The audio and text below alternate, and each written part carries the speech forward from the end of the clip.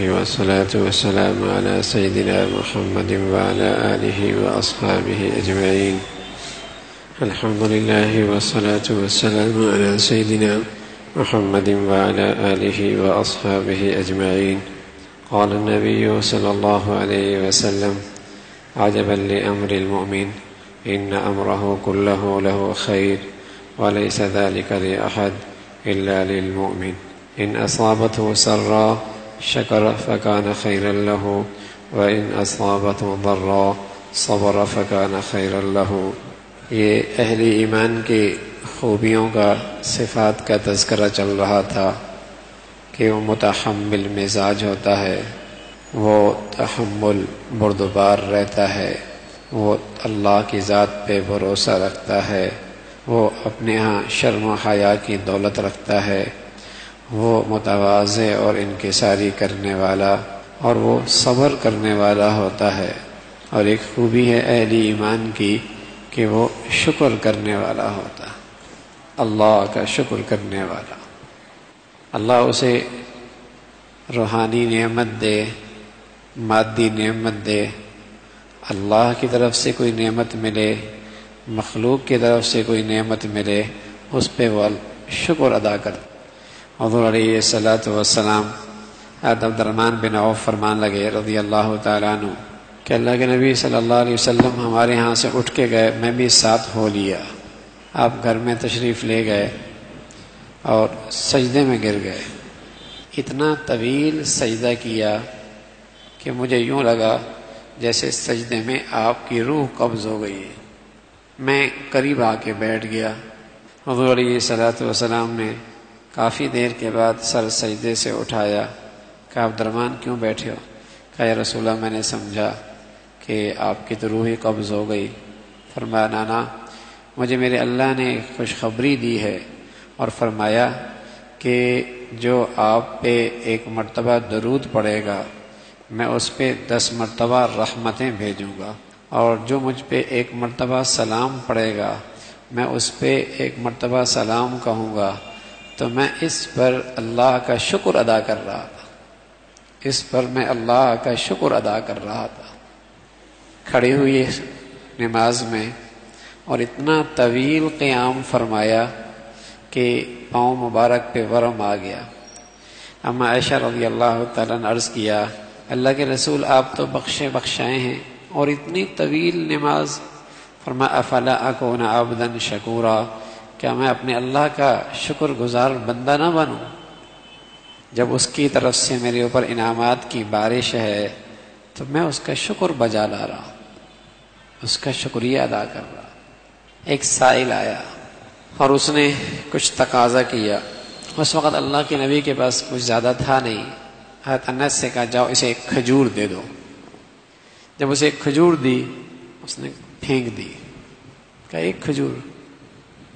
کچھ دیر کے بعد ایک اور سائل آیا. حضرت انس سے فرمایا اسے بھی ایک کھجور دے دو. جب اسے ایک کھجور دی اس نے کہا واہ واہ، اللہ کی نبی کی طرف سے مجھے ایک کھجور مل گئی، اب تو میں اسے ساری زندگی سنبھال کے رکھوں گا. شکریہ ادا کیا. حضور نے اپنے باندی سے کہا جاؤ ام سلمہ سے کہو اس کے پاس 40 درہم رکھی ہوئی ہیں اور یہ اس کو دے دو. اس لیے علی فرمایا کرتے تھے رضی اللہ تعالی عنہ کہ شکر اور نعمت دونوں ایک رسی میں ہیں. جب آدمی اسے کھینچے گا شکر کے ذریعے تو ساتھ نعمت بھی ضرور آئے گی. فرمایا کرتے دونوں ایک رسی میں ہیں، جب شکر کرے گا تو ساتھ نعمت بھی آئے گی. اور فرمایا کرتے تھے ایسا نہیں ہوگا کہ کسی کو شکر کی توفیق ملے اور اس کے لیے نعمتوں کا دروازہ نہ کھولے، اور کسی کو توبہ کی توفیق ملے اور اس کے لیے بخشش نہ ہو، کسی کو دعا کی توفیق ملے اور اس کی قبولیت نہ ہو.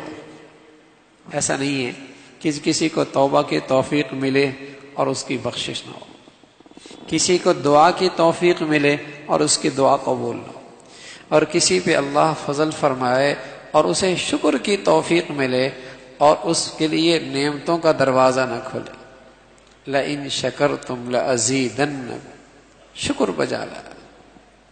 حضرت عائشہ رضی اللہ تعالیٰ نے ایک مرتبہ نے باندی سے کہا یہ باہر مانگنے والا آیا ہے، اسے یہ چیز جا کے دے دو اور اس کا شکریہ بھی ادا کرو اور کہو جزاک اللہ، جزاک اللہ بھی کہو، شکریہ بھی ادا کرو۔ اس نے جا کر کہہ دیا بھی اور شکریہ بھی ادا کیا، جزاک اللہ۔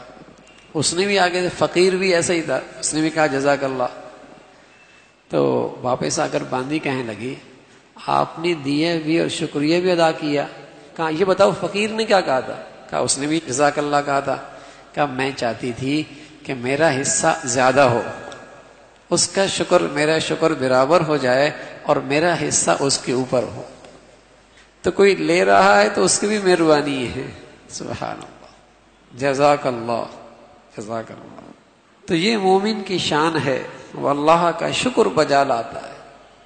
اور اتنی نعمتیں ہیں، ایک حضرت عمر رضی اللہ عنہ کے سامنے سے ایک شخص گزرا جس کا جسم بھی داغدار اور زبان سے بھی گنگا اور کانوں سے بھی بہرا، آنکھوں سے بھی اندھا۔ حضرت عمر نے فرمایا رضی اللہ عنہ تمہیں اس کے پاس کوئی نعمت نظر آ رہی ہے؟ کہا کچھ نہیں۔ کہا کیا اس کی قضاء حاجت آسانی سے ہو نہیں جاتی؟ اگر وہ بھی رک رک کے آتی، یار وہ بھی نہ آتی تو کیا حال ہوتا؟ کیسی نعمت ہے اللہ کی۔ اس لیے رسول اللہ صلی اللہ علیہ وسلم نے دعا سکھائی ہے کہ جب قضاء حاجت سے باہر نکلو نا تب بھی کہو الحمدللہ الذی اذھب عنی الاذی وعافانی۔ اے اللہ تیرا شکر ہے۔ جب کھا رہے، جب پی رہے ہو تو کہو الحمدللہ، کیا میٹھا پانی ہے، کیا اچھا مشروب ہے، اللہ کا شکر ہے۔ اور جب یہ آسانی سے نکل جائے، یہ بھی کتنی بڑی نعمت ہے۔ نالیاں لگتی ہیں، پھر کچھ کھانا زہر لگتا ہے، کتنا ہی اچھا کھانا ہو اندر کا نہ نکلے۔ تو فرمایا مومن کی شان ہے کہ وہ اللہ کی ان نعمتوں پہ شکر بجا لاتا ہے۔ الحمدللہ، الحمدللہ، اللہ کی دی ہوئی نعمتیں ہیں۔ اس لیے عائشہ رضی اللہ عنہ فرمایا کرتی تھی کہ کوئی عافیت کے ساتھ پانی پی سکتا ہو اور پھر یہ پانی آسانی سے نکل جاتا ہو تو اس پر شکر کرنا ضروری ہے۔ کوئی آسانی سے پانی پی سکتا ہو اور یہ پانی پھر آسانی سے نکل جاتا ہو، اس پر شکر کرنا ضروری ہے۔ ہارون کے پاس بہلول رحمۃ اللہ علیہ بیٹھے تھے، ان کے آپس میں اچھی دوستی بھی تھی، بے تکلفی بھی تھی۔ تو ایک دن ہارون وقت کا حاکم تھا، لیکن اللہ نے اس پہ فضل فرمایا ہوا تھا، کچھ گھڑیاں اچھے لوگوں کے صحبت میں بیٹھ جایا کرتا تھا، اور یہ بڑی ضروری ہے، آدمی اپنے اوقات بھول جاتا ہے۔ دولت، فراوانی، خوشحالی، عہدہ، منصب، آدمی سمجھتا ہے میں کچھ اور ہی ہوں۔ تو بس اوقات اچھی صحبت نہ ہو تو آدمی اپنے اوقات بھول جاتا ہے، اس کا لب و لہجہ، اس کا انداز، اس کے طور طریقے، ہاں وہ کچھ اور ہی سمجھتا ہے۔ تو اس پہ اللہ کا بڑا فضل تھا، کچھ گھڑیاں اچھے لوگوں کے ساتھ بیٹھ جایا کرتا تھا۔ حضرت بہلول کے پاس بیٹھا ہوا، ہاتھ میں گلاس لیا اور ابھی وہ لبوں کے قریب ہی کیا تو حضرت بہلول نے فرمایا ہارون ذرا ٹھہرو، یہ بتاؤ اگر تمہیں پیاس کی شدت ہو اور تمہارا صحرا کا سفر ہو اور آسمان بھی گرمی پھینک رہا ہو اور ضمیر بھی تانبے کی طرح گرم ہو اور ایک شخص ہاتھ میں گلاس لیے پانی لیے اس کی قیمت لگا رہا ہو، تو بتاؤ تم جان بچانے کے لیے اس کی کتنی قیمت دو گے؟ کس حد تک جاؤ گے اس کی قیمت ادا کرنے میں؟ تو ہارون کہنے لگا زندگی بچانی ہے، آدھی سلطنت تک دینی پڑی وہ بھی دے دوں گا، جان بچاؤں گا۔ جان نہیں تو کچھ نہیں، جان ہے تو جہان ہے۔ کہا اچھا۔ اس نے جب پانی پی لیا کہا اچھا یہ بتاؤ اگر یہ اندر کا پانی باہر نہ نکلے اور ایک طبیب اس کا علاج جانتا ہو، بتاؤ اپنے اس علاج کرانے میں کس حد تک جاؤ گے؟ کہا سلطنت آدھی چلی جائے دے دوں گا، علاج کراؤں گا۔ فرمایا دیکھ اللہ کی ایک نعمت گلاس، اس کی قیمت تیری ساری سلطنت۔ کبھی شکر ادا کیا؟ جس کی قیمت تیری ساری سلطنت ہے، نہ جانے کتنے اللہ روز صبح شام کیسے کیسے مشروبات پلاتا ہے، کبھی شکر ادا کیا؟ الحمدللہ کہ دل کی گہرائیوں سے نکلے اللہ تیرا شکر ہے، اللہ تیرا شکر ہے۔ یہ ایک لقمہ کھاتا ہے نا، یہ نہیں سوچتا کہ اس پر کتنی صلاحیتیں خرچ ہوئی ہیں اور کتنی محنتیں ہوئی ہیں اور کہاں کہاں سے ہو کے آج آسانی کے ساتھ اس کے ہاتھ میں پہنچ چکا ہے۔ کس نے بیج ڈالا، کس نے کھاد ڈالی، کس نے پانی دیا، کس نے محنت کی، کہاں سے اٹھا، کہاں بکا، کہاں پسا، کہاں بنا، اور آسانی سے اس کے دسترخوان پہ مل گیا اسے، اور ہاتھ میں کھا رہا ہے۔ اور پھر اس وقت کتنی نعمتیں ہیں کہ عزت سے کھا رہا ہے۔ ذلیل ہو کے کھاتا تو عزت سے کھا رہا ہے، عافیت سے کھا رہا ہے، اس کا ذائقہ محسوس ہو رہا ہے، اس کی لذت محسوس ہو رہی ہے۔ کیا ایک لقمے کے پیچھے کتنی نعمتیں ہیں، ایک لقمے کے پیچھے۔ تو یہ مومن کی شان ہے، لئن شکرتم لازیدنکم، واللہ کی نعمتوں پہ شکر بجا لاتے۔ مادی نعمتیں بھی ان گنت ہیں، اور میرے عزیزو ہم پر تو اس پر فضل ہے کہ وہ اپنے گھر میں بھی بلا لیتا ہے، اپنا قرآن بھی سنا دیتا ہے، اپنا قرآن بھی پڑھوا لیتا ہے، اپنے سامنے جھکا بھی لیتا ہے، اپنے سامنے سجدہ بھی کروا لیتا ہے، اپنی ذات بھی ہماری زبانوں پہ آ جاتی ہے۔ کیا اللہ کا فضل ہے، کیا اللہ کا فضل، ورنہ لاکھوں کروڑوں ہے، کہنے میں بڑے ہوشیار، ہاں چاند پہ پہنچ گئے، سیاروں میں پہنچ گئے، روشنیوں کو قبضہ کر لیا، ہواؤں کو کنٹرول کر لیا، لیکن انہیں وہ محسن سمجھ میں نہیں آیا، انہیں محسن حقیقی سمجھ میں نہیں آیا، انہیں اس کے سامنے جھکنے کی توفیق نہیں ہے، انہیں اس کو ترانے اور اس کا ذکر کرنے کی توفیق نہیں ملتی، انہیں اس کے سامنے سجدہ ریز ہونے کی توفیق۔ کیسی دانش، کیسی عقل! تو یہ اللہ کا فضل ہے، یہ اللہ کا احسان ہے کہ اللہ نے نعمتیں دے رکھی ہیں۔ اس لیے حدیث میں آتا ہے جب مسلمان اللہ کے گھر میں آتا ہے تو اللہ کے گھر میں آنا کوئی معمولی بات ہے، یہ کتنا بڑا انعام ہے، کتنا بڑا انعام ہے۔ ایک ملازم کے بارے میں مشہور ہے نا کہ وہ اندر آیا اور اس کا مالک باہر کھڑا انتظار کرتے کرتے آخرکار آواز دینے پر مجبور ہوا کہ نکلتے کیوں نہیں ہو؟ کہنے لگا نکلنے نہیں دیتا۔ کہا کون ہے جو تمہیں باہر نہیں نکلنے دیتا؟ کہا وہی جو تمہیں اندر نہیں آنے دیتا۔ تو یہ اللہ کے گھر میں آ جانا کوئی معمولی بات نہیں ہے، یہ اللہ کا اتنا بڑا انعام ہے کہ حدیث میں آتا ہے جب آؤ مسجد میں تو پھر اس کا شکر ادا کرو اور 2 رکعت پڑھو، تحیت المسجد۔ اگر وقت ہو، موقع ہو تو اس پہ شکر ادا کرو، تحیت المسجد پڑھو۔ اور حضرات کے ہاں تو یہ واجب فرمایا ہے، ہاں حضرات کے ہاں تو اتنا ضروری ہے کہ اللہ کے گھر میں آ جانا یہ کوئی معمولی بات ہے کہ وہ بادشاہوں کا بادشاہ جس کا دربار اللہ کے اپنے اس کا گھر میں لگا ہے، وہ مجھے بھی بلا رہا ہے، وہ مجھے بھی بلا رہا ہے، اس نے مجھے بھی دعوت دی ہے، اور مجھے اس کی دعوت پہ اللہ نے مجھے اپنے گھر میں بلا بھی لیا۔ کیا مزے کی بات ہے! تو فرمایا پھر آؤ سجدہ ادا کرو، پھر 2 رکعت شکرانہ ادا کرو کہ اللہ تیرے گھر میں آ گیا ہوں، تیرا بڑا احسان ہے، تو نے مجھے بلا لیا ہے۔ اس نے طہارت حاصل کی، وضو کر لیا، اللہ کے سامنے کھڑے ہونے لگا ہے، سبحان اللہ۔ کیا ایسا کرو، تجھے یہ جو طہارت کا طریقہ بتایا ہے اور تو نے یہ جو وضو کیا ہے کوئی معمولی بات نہیں، جہاں جہاں یہ وضو کا پانی پہنچا ہے اللہ نے وہاں کے تیرے سارے صغیرہ گناہ معاف کر دیے ہیں، وہاں کے تیرے سارے صغیرہ گناہ معاف کر دیے۔ اب ایسا کر، اس وضو کی اس نعمت پہ اللہ کا شکر ادا کر، 2 رکعت تحیت الوضو پڑھ لے۔ حضرت بلال رضی اللہ تعالیٰ عنہ معراج کے موقع پہ حضور علیہ الصلوۃ والسلام فرمایا، بلال میں نے قدموں کی آہٹ تمہاری جنت میں سنی، اپنے آگے آگے آئے، کیا کر رہے تھے اور کون سا عمل کرتے ہو کہ تمہاری جنت میں نے قدموں کی آہٹ آگے سنی ہے؟ کہا یا رسول اللہ جب بھی وضو ٹوٹتا ہے فوراً وضو کر لیتا ہوں، اور اس وضو کرنے کے بعد 2 رکعت شکرانہ ادا کرتا ہوں۔ یہ بھی ہو سکتا ہے مسجد میں بھی آئے، وضو بھی کر لیا، دونوں کا شکرانہ 2 رکعت میں پڑھ لیں، دونوں کا شکرانہ 2 رکعت میں، وضو کی بھی شکرانے کی نیت کر لیں، مسجد میں آنے کی بھی نیت کر لیں، بلکہ اور بھی آسانی، اسی میں حاجت کی بھی نیت کر سکتے ہیں۔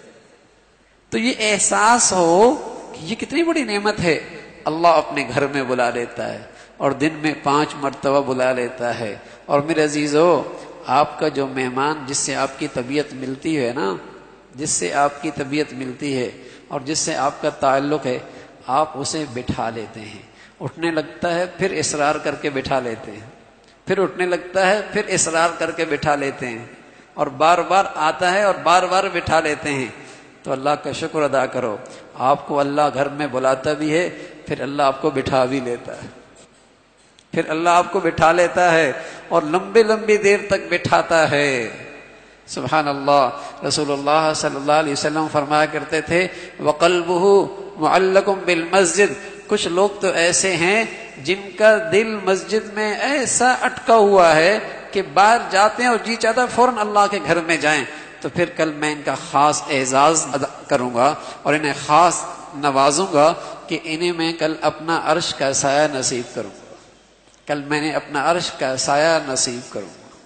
تو اللہ کے گھر میں آنا اور پھر اللہ کے گھر میں بیٹھے رہنا، پھر اللہ کے گھر میں بیٹھے رہنا، یہ اللہ کتنا بڑا انعام ہے۔ اس لیے کہ رسول اللہ صلی اللہ علیہ وسلم فرمایا کرتے تھے اللہ کو زمین کے حصے پر جو سب سے پیاری جگہ اور سب سے اچھی جگہ لگتی ہے وہ اللہ کے گھر ہے، وہ مسجد کی جگہ ہے، مسجد کی جگہ ہے جہاں اللہ کو بیٹھنا پسند اچھا لگتا ہے۔ تو کتنا بڑا اللہ کا احسان۔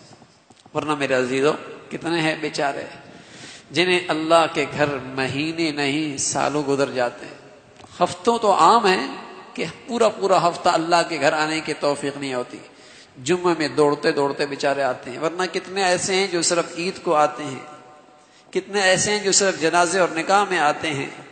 اور یہ اللہ کا احسان ہے، اللہ اپنے فضل سے ہمیں روزانہ بلا لیتا ہے، پھر بٹھا لیتا ہے اور بٹھاتا ہی رہتا ہے، بٹھاتا ہی رہتا ہے۔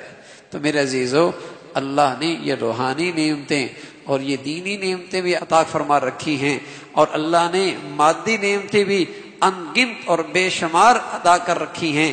مومن کی شان یہ ہے کہ وہ ہمیشہ ان نعمتوں پہ اللہ کا شکر بجا لاتا، اور یہ شکر والی عبادت ایسی ہے کہ یہ جنت میں بھی ہوگی، یہ جنت میں بھی ہوگی۔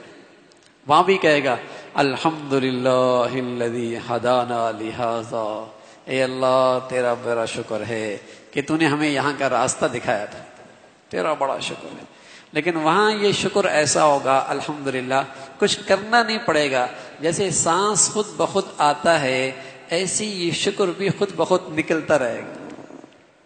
الحمدللہ الحمدللہ الذی اذهب عني العذاب الحمدللہ وقال الحمدللہ الذی ہدانا لہذا، وہاں بھی اللہ کا شکر ادا کرے گا، اور وہاں بھی یہ کہے گا اللہ سارا غم گیا، سارا حزن گیا، ساری تھکاوٹ گئی، اب یہاں آرام ہی آرام ہے، یہاں راحت ہی راحت ہے۔